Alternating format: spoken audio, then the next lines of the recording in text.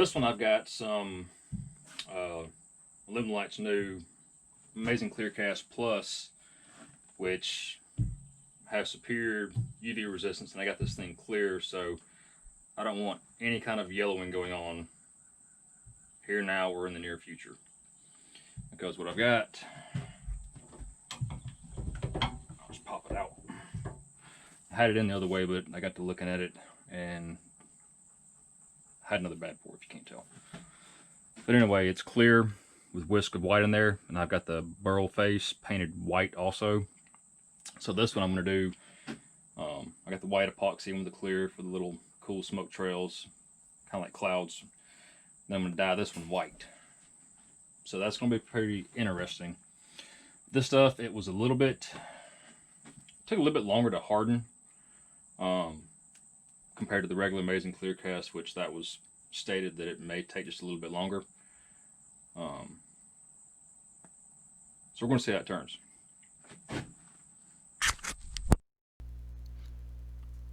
So right here what I'm doing is just roughing the outside. Right now this is a homemade carbide I made. Got 10 inches outside of the handle, and there's actually 8 inside of it. And it's just half-inch key stock. Those things, after I made them, they turned out great. They've got a nice weight to them, especially in the handle. And this one is a smaller, so Simple Woodturning Tools carbide. It's one of the sets that I got that had the 3 shanks and 1 handle, so I just made a handle for it, and it's a spalted oak that I just had laying around. And right here I went to the Carter & Sons 3/4 inch gouge, just trying to find something that'll just eat through it. I mean, this thing was slinging chunks left and right of that epoxy with that thing. I was just trying to get it all roughed down to shape.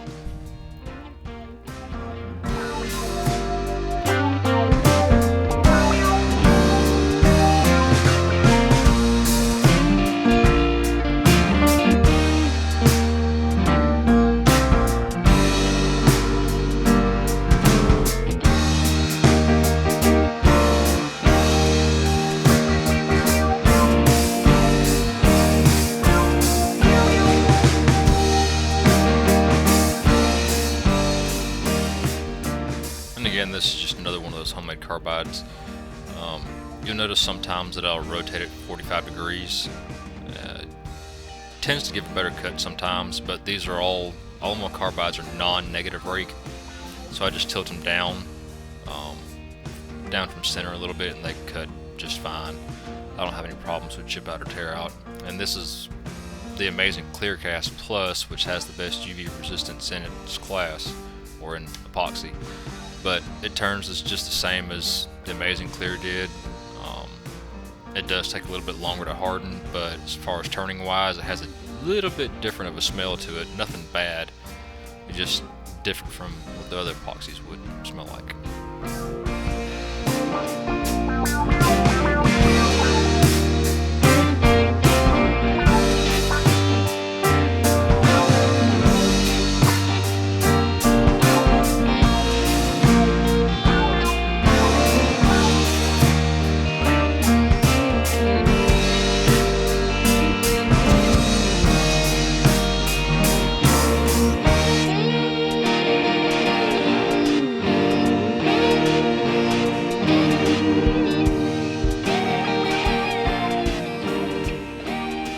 What I'm doing is I'm just forming a tenon on it. That way I can go ahead and get it chucked up, make sure everything's good and round.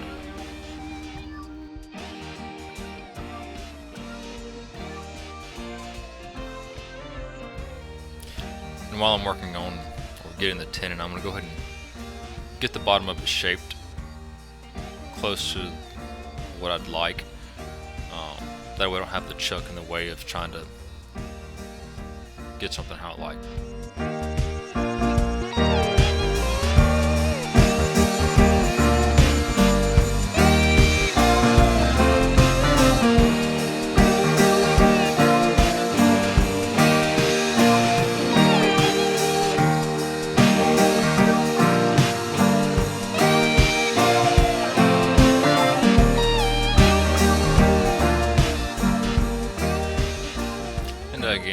apologize for the little stringy sitting in this camera.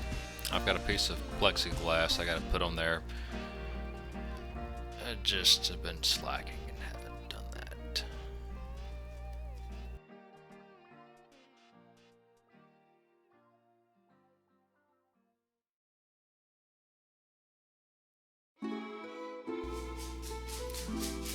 And what I'm doing here is I'm actually using a square carbide just to work everything straight down and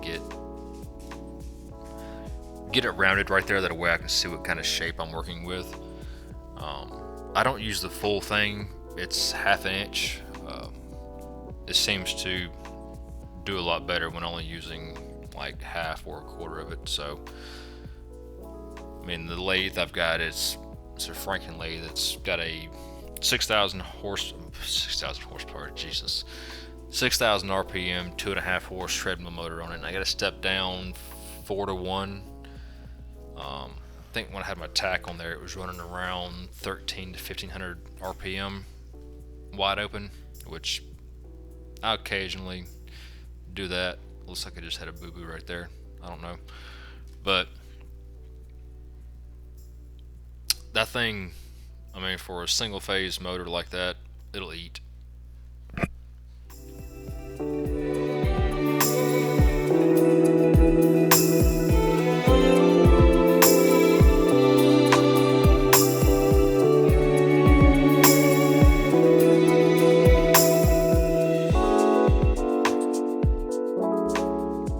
What I've got here is a 1/2 inch square radius carbide, just to kind of smooth everything out and get any high points or valleys removed. And I'll swap back over since I found a high spot, so take it down with that.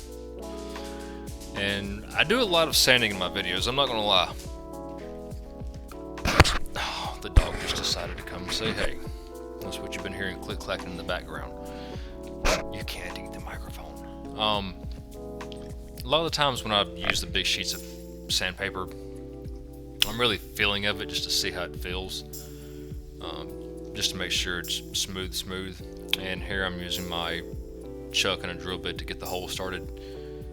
I think that was a 1-inch bit, and I'm just checking to see how deep I'm going in so I don't go too deep too soon. Don't want to remove too much material further back until that top end's done.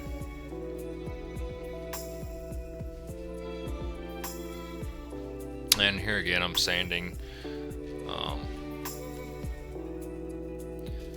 When I'm doing a hollow form, I'll start with the top, get everything finished or sanded to where I'd like it before I go start hollowing any deeper. I just like the extra stability, just in case something were to go wrong. There's a lot of material in the middle to bottom end of the piece, and I'm only working on a smaller section of it, trying to get it finished up.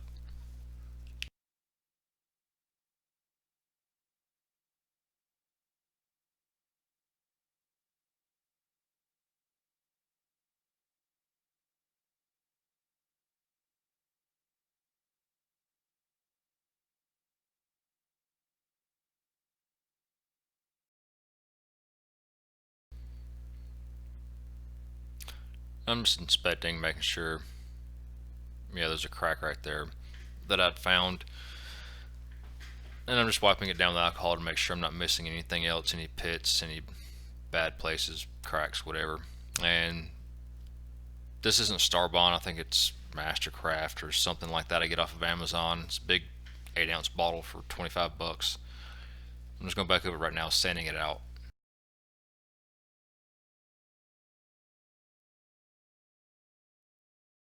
And when I do my sanding, it's always 80 to 400. I'll burnish with steel wool, which that seems to give a nice shine. But I found that if you actually do your Danish oil on it and then burnish it, the oil seeps in. This is a simple wood tools hollowing system. Joko, Michael Early, he I talked to him about it, and for the price for a holding system, it's not a bad deal. I ended up actually replacing that arm with a swan neck arm that I'd been given by Matthew Atala with the, I think it was a Robert Sorby cutter on it.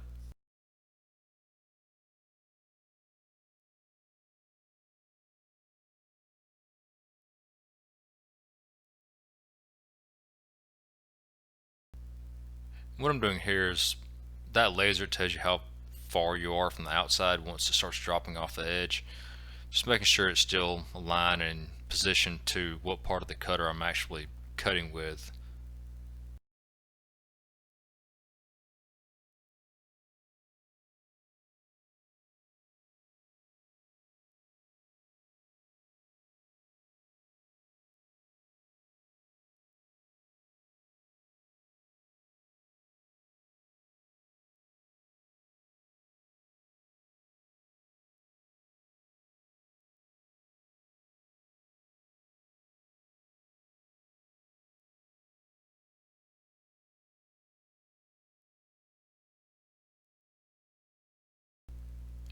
What I'm doing here is just judging the depth of it to see how much room I have to work with on finalizing the bottom of it. And this little carbide cutter I've got right here, I think it's like an 8.5 millimeter, but that thing is freaking awesome. I love it. Sometimes if you've got a piece that's being real tough, that itty bitty piece, the itty bitty carbide, makes things so much better. So here I am again sanding, and then I'm boring the rest of the inside out.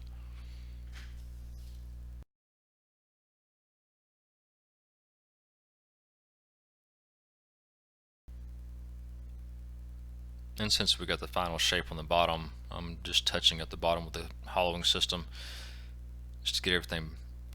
I think I had it around 3/8. Well, after everything was done, it was less than a quarter of an inch thickness on the top.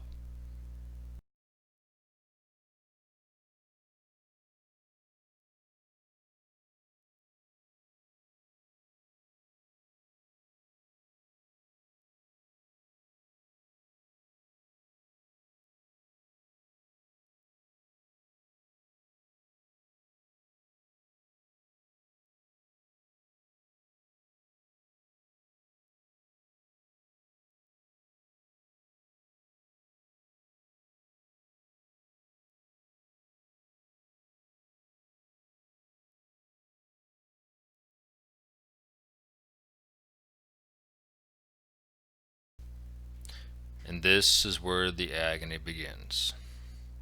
This is Dr. Phil Martin's India ink. It didn't penetrate. It was more of like a just some kind of regular paint, but it did not by any means penetrate very well.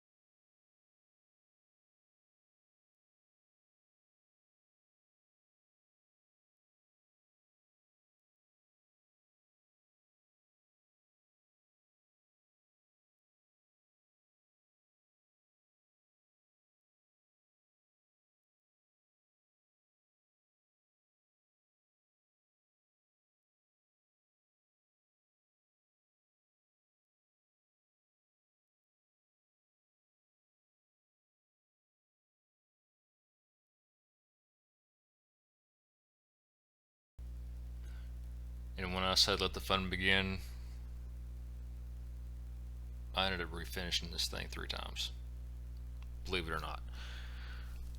None of the whites just wanted to work. I ended up using Alumilite dye mixed with acetone to try to force it in,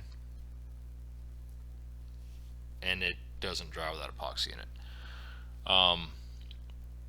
And then I epoxied over the top of that, which you'll see later in the video. But I'll save that for that.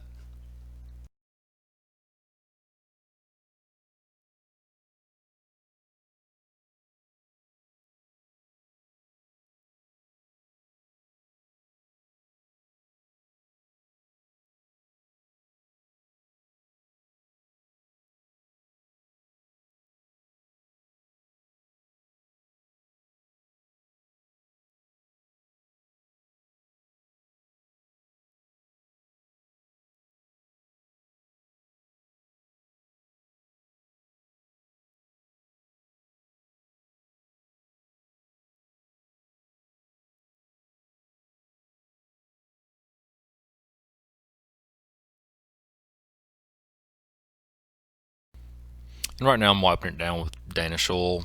That really shows me how everything's going to look. And this is when I'm saying this sucks. Then I'm taking a picture like this sucks. So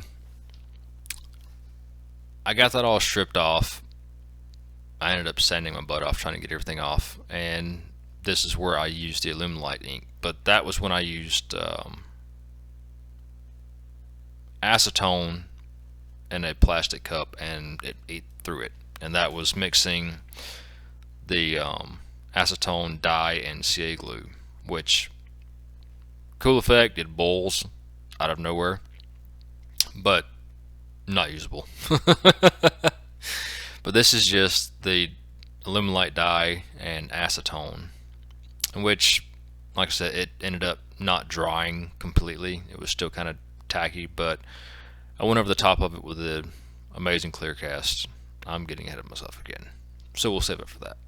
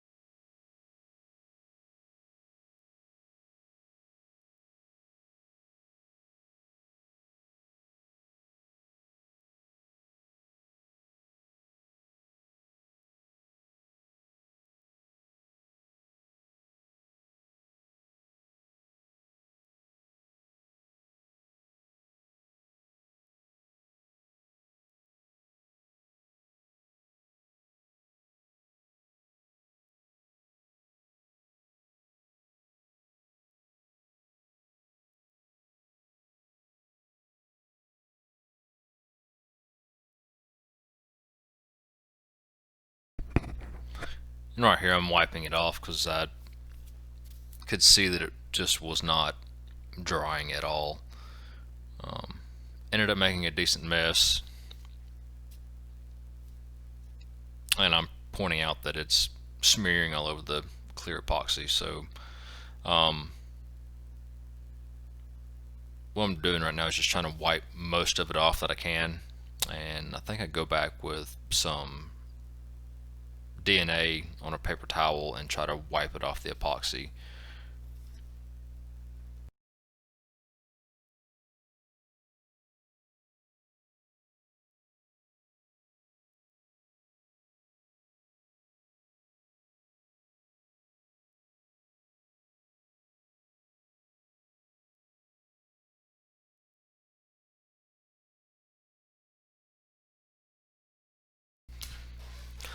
And I stand corrected. I actually went back and sanded, or tried to sand, the epoxy, not the epoxy, the dye off. But it just kept gunking up, and the sandpaper, I knew at that point it was still tacky, and I just checked my hand and it was still all over it from just touching it.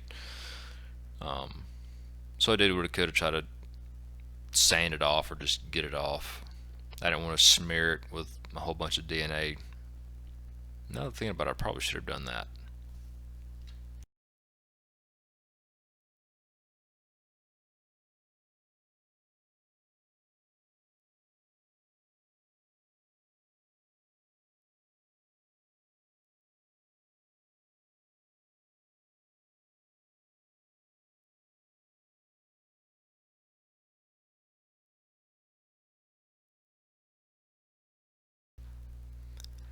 And right in here, once I start wiping it on there,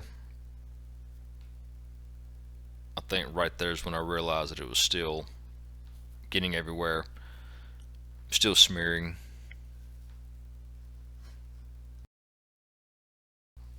So I ended up pouring the mylons in an actual cup to keep from cross-contaminating the white into the mylons and me having white into a piece that I did not put white in. So I'm wiping down the burl part first just to try to keep from spreading the dye to the center part whenever I do that part.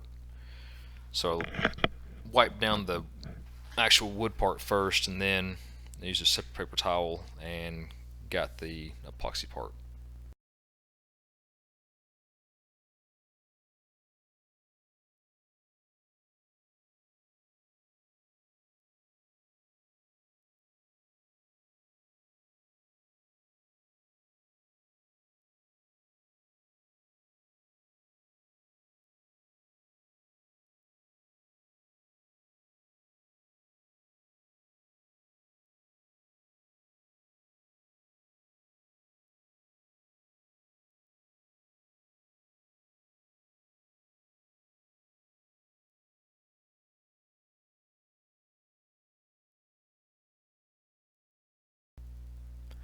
And this is the mixing of the amazing Clear Cast Plus. I'm going to coat the inside of the bottom so the tenon's still on.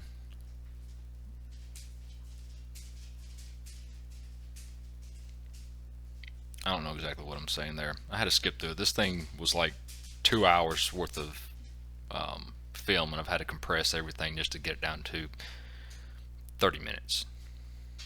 And I've still got to add the final pictures to this thing.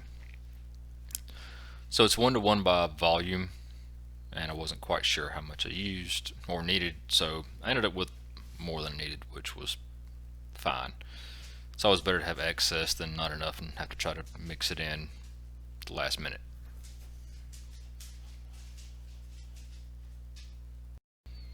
And when mixing, always make sure you get around the sides like I just did there. Sides and bottom.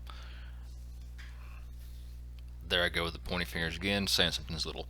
But sides, bottom, I try to get that done first just to kind of get whichever part that I poured in first broke loose. That way it mixes all in together. But as long as you get everything started up together, you won't have any problems. And from what I found,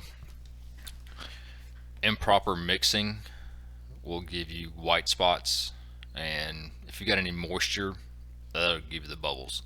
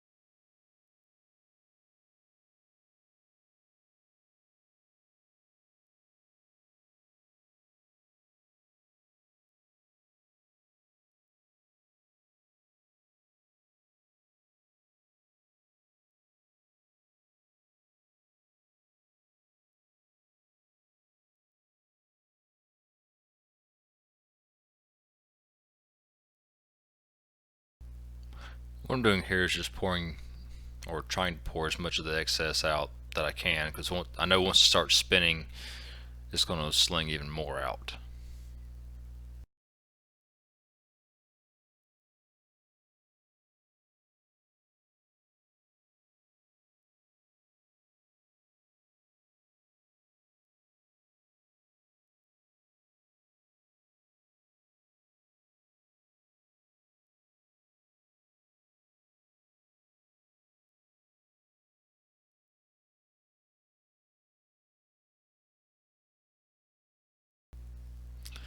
And my lathe, last time I checked it with the current setup before I lost the magnet when I replaced the bearings, it would spin about 54 RPM, but apparently that was just too much, or I had too much epoxy.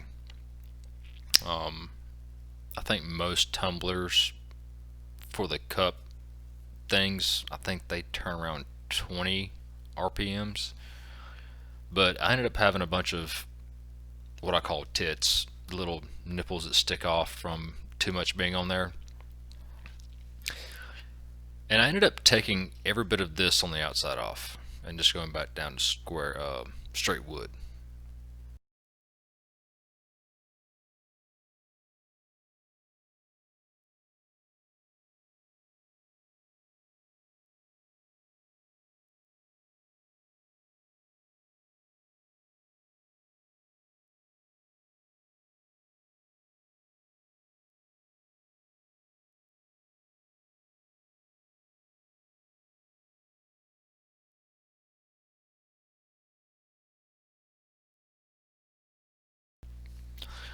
And it's time for the big boy, the double burner map gas head, because I didn't have my heat gun in the shop. So it's a little overkill, I agree, but it worked except for after it was all done and said with. I realized I should have took like a grill lighter, stuck it in the depth of it, and slowly hand turned it because it didn't pop all the bubbles on the stuff on the inside.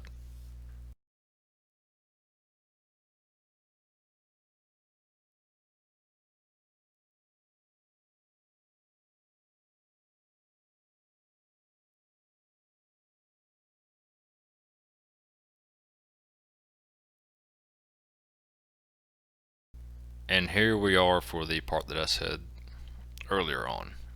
I refinished it.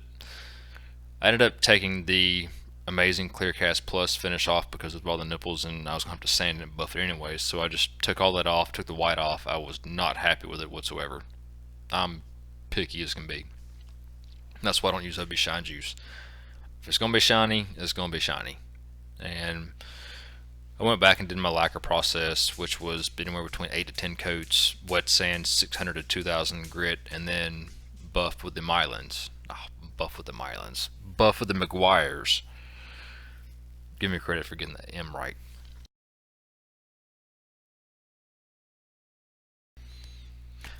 But all in all, the difference in the amazing Clearcast Plus, really just about a day or two longer on cure time.